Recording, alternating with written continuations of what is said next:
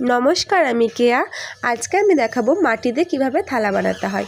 এই থালাটা আমি খুবই সহজ পদ্ধতিতে তৈরি করার চেষ্টা করেছি, যাতে সকলে এই থালাটা বানাতে পারে।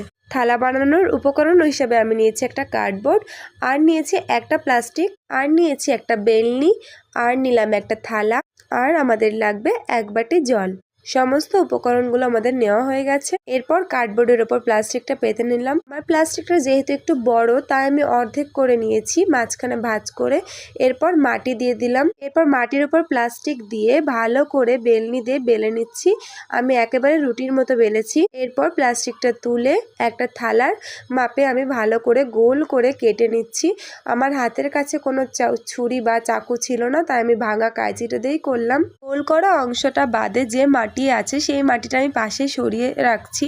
এই মাটিটাও আমার কাজে লাগবে, এই জন্য ফেলবো না আমি। এরপর জল দিয়ে একটু লেপে নিলাম। তারপর সেই মাটি দিয়ে, যেটা আমরা পাশে সরিয়ে রেখেছিলাম, একটা দড়ি পাকিয়ে নিলাম। সেই দড়িটা আমি ওই গোলের চারপাশে দিয়ে দিচ্ছি।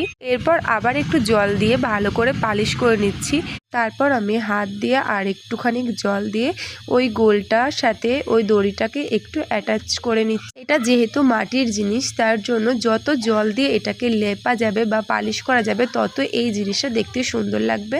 আপনারা চাইলে থালাটা এভাবেও রাখতে পারেন, কিন্তু আমি এভাবে রাখবো না, তাই আমি একটু সমুদ্রের ঢেউয়ের মতো করে নিচ্ছি। কম থালা বানানোর জন্য এটা সব থেকে ইন্টারেস্টিং পার্ট। আমি বেশি ঢেউ খেলানো করবো না, হালকা হালকা করেছি।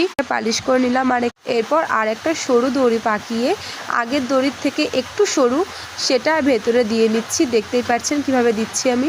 এরপর এটাকেও ভালো করে ওই গোলটার সাথে অ্যাটাচ করে নেব। জল দিয়ে আর হাত দিয়ে এটা ভালো করে অ্যাটাচ করে নিচ্ছি। দেখতেই পাচ্ছেন এরকমভাবে অ্যাটাচ করতে হবে। করতে করতে এক সময় এরকম সুন্দর হবে, কিন্তু এটার জন্য একটু ধৈর্য লাগবে। আস্তে আস্তে ধীরে ধীরে করতে হবে।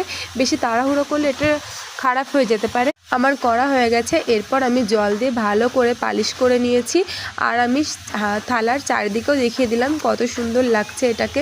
এই থালাটা এতটাই সহজ যে যে কেউ এই থালাটা বানাতে পারবেন। এমনকি যারা আগে কখনো মাটিতে কোনো কিছু বানাননি, সহজেই বানিয়ে ফেলতে পারবেন। এরপর এই মাটির থালাটা নিয়ে আমি রোদে শুকাতে যাচ্ছি। আমার সাথে আমার ভাইও গেছিল। আমার ভাইও আমাকে অনেক সাহায্য করেছে এই থালাটা বানাতে, মাটি আনা থেকে শুরু করে সবকিছু। আজকে যেহেতু ভালো রোদ উঠেছিল না, তাই এই থালাটা ভালো শুকায়নি। তো কি আর করা যাবে, এটাই ছিল আমার থালার ফাইনাল লুক। থালাটা কেমন হয়েছে অবশ্যই আমাকে কমেন্টে জানাবেন। ভিডিওটা ভালো লাগলে অবশ্যই একটা লাইক করবেন, আর আমার চ্যানেলে নতুন হলে অবশ্যই সাবস্ক্রাইব করবেন। তো আজকের মতো টাটা।